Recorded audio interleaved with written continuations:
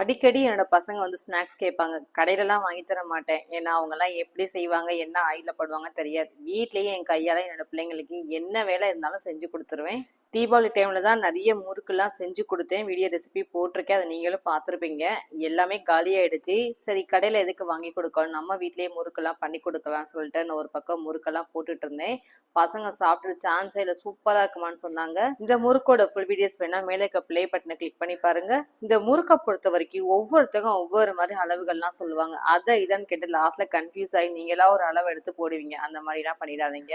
1 kilo பச்சரிசி மாவு சேர்க்குறீங்கன்னா 100 gram உளுந்து போட்டாலே போதும். முறுக்கு நல்லா முறு முறு கிரன்ச்சியா இருக்கும். இன்னும் உங்களுக்கு நல்லா முறுக்கு கிரன்ச்சியா வரணும்னா கொஞ்சம் பொரிகல்ல 100 கிராம் அளவு சேர்த்து பாருங்களேன். டேஸ்ட்டும் சூப்பரா இருக்கும், முறு முறுன்னு முறுக்கும் இருக்கும். ஃபிளேவர் டேஸ்ட்டுக்காக ஓமம் எள்ளெல்லாம் சேர்த்து சுட்டிருக்கிறதுனால கடையில விட நம்ம வீட்லயே செஞ்சு பாருங்களேன், டேஸ்ட் சூப்பரா இருக்கும். அதே மாதிரி கிரன்ச்சினஸ் எப்பவுமே இருக்கும். சொன்னாலும் நம்ப மாட்டீங்க, உடச்சு காட்டுறேன், நீங்களே பாருங்க.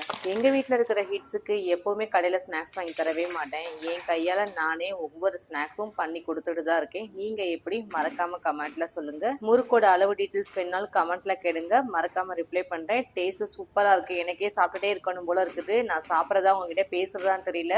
நெக்ஸ்ட் வீடியோஸ்ல பார்ப்போம். பாய்.